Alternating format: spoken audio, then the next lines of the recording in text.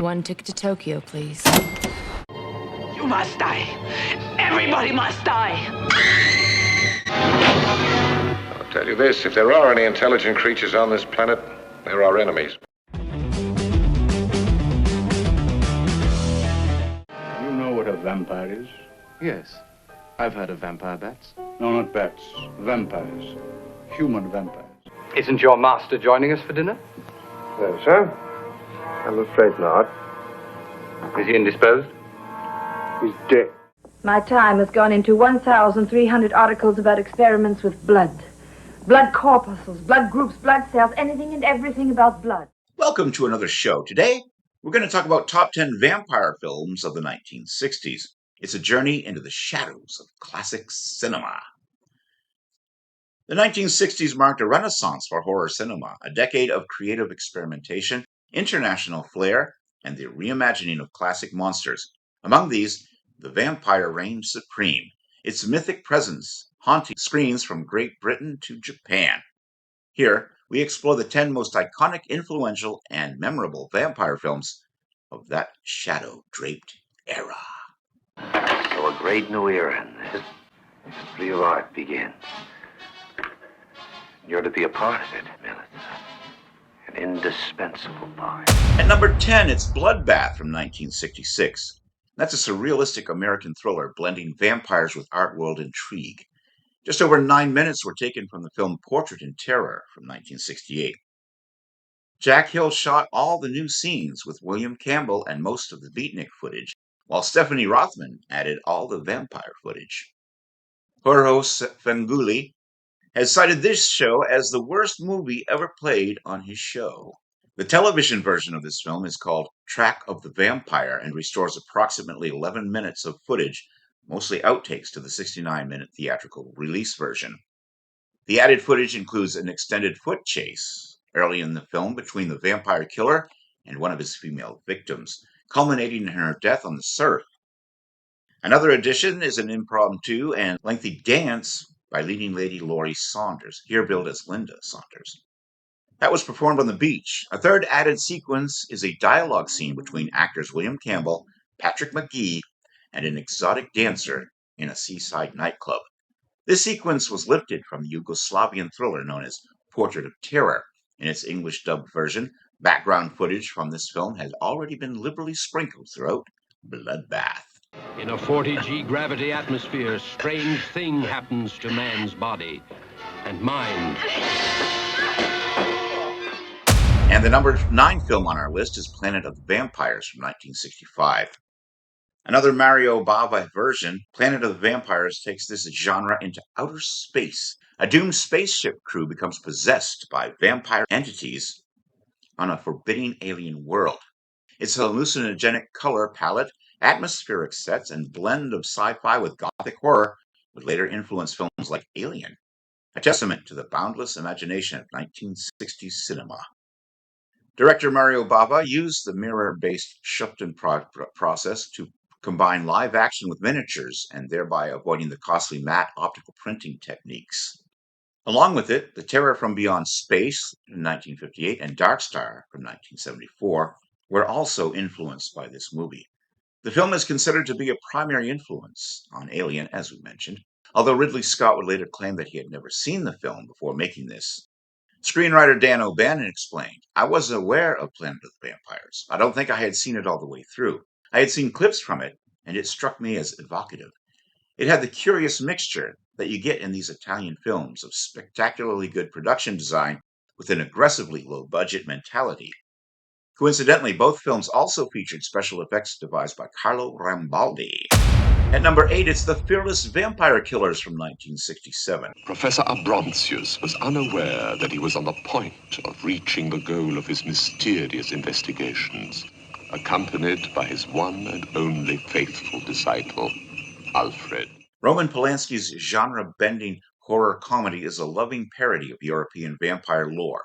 Set in a snowbound Transylvanian village, it follows a bumbling professor and his apprentice as they confront the undead. With sumptuous cinematography, whimsical performances, including Polanski himself, and Sharon Tate's luminous turn as the innkeeper's daughter, the film strikes a balance between chills and laughter.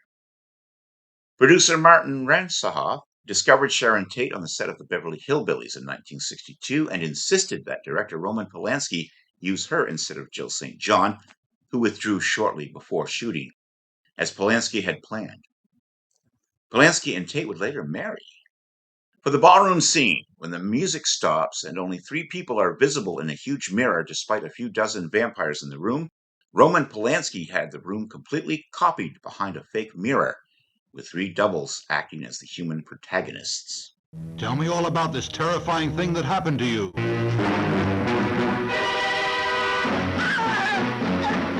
Space creatures know when they have the best chance while men are busy killing each other off. I don't want to die! I don't want to die! And at number 7, it's Gok, Body Snatcher from Hell, 1968. A singular entry from Japan, this film fuses vampirism and science fiction with body horror. After a plane crash, survivors are hunted by an alien entity that drains their blood. Its psychedelic visuals, eerie soundscape, and its existential terror make it a cult classic, offering a uniquely 1960s riff on the vampire legend. This film is reputed to be one of Quentin Tarantino's favorite films. A scene in the film Kill Bill Volume 1 shows an airplane window with a red sky outside, just like the opening scene from this film. Actor Hideo Ko, who played the assassin-turned-alien vampire, had to leave filming early because of a scheduled conflict. So the script was rewritten to kill off his character toward the end of the film. Thus, the Gokimijiro, an alien vampire and parasite, inside of him escaped and had to look for another host. I must kill him. He is already dead. He is undead, Mr. Kent. He can be destroyed, but not killed. At number 6, Dracula, Prince of Darkness from 1966. Christopher Lee returns as the silent, menacing Count in this Hammer sequel. Though Lee utters no lines, his presence dominates the scene. Dracula, Prince of Darkness is notable for its chilling resurrection sequence and relentless suspense. The film's blood-soaked style and gothic art direction cemented Lee's Dracula as the definitive vampire of the era. In the scene where Dracula is being resurrected from a coffin in which his ashes have been spread, from blood dripping down from a poor victim provided by Clove, Dracula is made to manifest himself over a period of about a minute. This was achieved by overlapping dissolves of a series of 12 lockdown camera shots, involving first the ashes, then a skeleton, then some body fat on the skeleton, etc., along with swirling mist, until we finally perceive the full form of Dracula. He doesn't appear fully dressed, as is usual in this case. The shot moves to outside the coffin, and a bare arm reaches out. The vampire's clothes were seen in earlier scenes awaiting his return. Sir Christopher Lee said he found the lines given to his character so awful that he chose to play it silently. But according to screenwriter Jimmy Sangster, Lee is misremembering this, as Sangster claims he wrote no dialogue for Dracula in the movie at all. Barring the opening flashback sequence, Dracula doesn't fully appear until 45 minutes in, the halfway point of the movie. With the cunning of creatures that cannot die, the vampires live on. The number 5 movie on our list is The Bloodrinkers from 1964. From the Philippines comes The Bloodrinkers, Kulay Doga, and a blast of gothic melodrama and supernatural horror, directed by Gerardo de Leon. It combines local folklore with Western vampire tropes, using experimental color techniques to evoke fear and fascination. It stands as an early example of international horror cinema's power to reinvent classic myths. Blood and Roses, starring 2 alluring continental beauties, introduced by Roger Vadim. The number 4 film on our list is Blood and Roses from 1960. French director Roger Vadim's Blood and Roses is a dreamy, sensuous adaptation of Sheridan Le Fano's Camilla, one of the earliest vampire novellas. With its lush European setting, haunting visuals, and progressive undertones, the film explores forbidden desire and the thin veil between reality and nightmare. Its aesthetic influence can be felt in countless later vampire tales. Christopher Lee was originally considered for the role of Count Karnstein, probably to make the film marketable for fans of his Hammer vampire films. But the part eventually went to his favorite friend, Mel Ferrer. The film was screened at the White House on 20th September 1961. In his journal, aide Arthur Schlesinger described the film as terrible and related that President Kennedy left after 40 minutes, saying he would be content to read Schlesinger's review.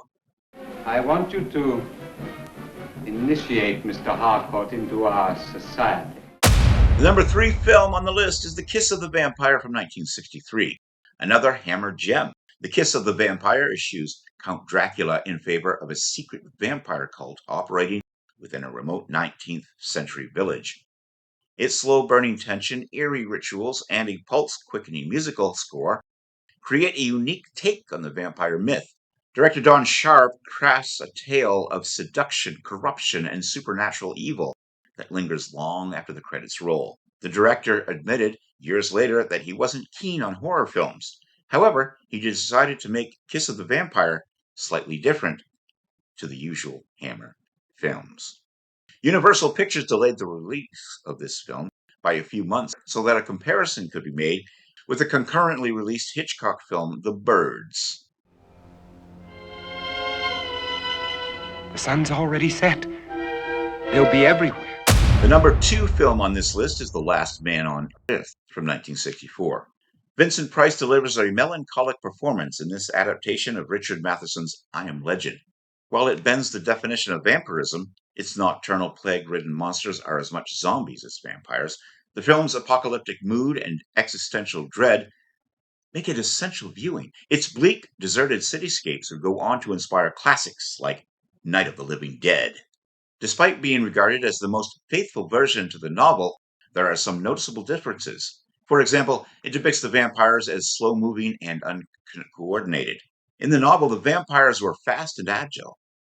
Richard Matheson originally wrote the script in 1957. At that point, it was to have been produced by Hammer Films, with Fritz Lang slated to direct. Matheson was disappointed that that didn't happen. Asa, daughter of the House of Vida, cover her face with the mask of Satan. And the number 1 film on our list is Black Sunday from 1960. A masterpiece of Italian Gothic horror, Mario Bavo's Black Sunday is credited with launching the modern Italian horror film, starring Barbara Steele as a vengeful vampire, which the film is drenched in atmosphere, fog-shrouded cemeteries, crumbling castles, and a sense of doom that pervade every frame. Its haunting imagery and hypnotic score make it a staple for horror aficionados and set the tone for the decade. Mario Bava and Barbara Steele had a difficult working relationship. She sometimes refused to come to set because she didn't like her wig or the fact that she had cleavage to be shown. One time she refused because she believed Bava would force her to appear nude. She admits that she was difficult due to her inexperience and inability to speak Italian. Mario Bava was a big fan of Nikolai Gogol's short story Vi, on which this film's plot and character are based. Good reviews, plus word of mouth, reportedly turned this into American International's highest-grossing film up to that time, exceeding its grosses for Goliath and the Barbarians and Roger Corman's House of Usher. The 1960s left a lasting imprint on vampire cinema, infusing the myth with new subtexts and international voices. Whether through Hammer's Gothic spectacles, Italian surrealism, or offbeat global gems, these 10 films shimmer at the twilight edge of horror history. Some honorable mentions include The Vampire Lovers from 1969, Hammer's sensual take on Carmilla, notorious for exploring sapphic themes. Then there's Mr. Vampire from 1969, a rare comedic Hong Kong take on the myth, paving the way for later Chinese vampire films. Also, Cave of the Living Dead from 1964, West German cult classic with a very suspenseful, eerie atmosphere. The 1960s left a lasting imprint on vampire cinema, infusing the myth with new subtexts and international voices, whether through Hammer's Gothic spectacles, Italian surrealism, or offbeat global gems. These 10 films shimmer at the twilight edge of horror history, eternal, alluring, and ever thirsty. And that was our show for today. What do you think? Do you have a favorite vampire film from the 1960s? Is there a classic that we missed in this list? What's your favorite vampire film from the 1960s? Let me know all your thoughts on this in the comments section below. And while you're at it, I'd be honored if you subscribe to my channel. Click the little bell to stay informed. Share this video, as that will help me grow on YouTube as well. And check out my Carl Vincent Vampire Hunter franchise, which is in the comments section. Until next time, this is Kevin Gibbons saying, live long and prosper. May the force be with you, and keep reaching for the stars.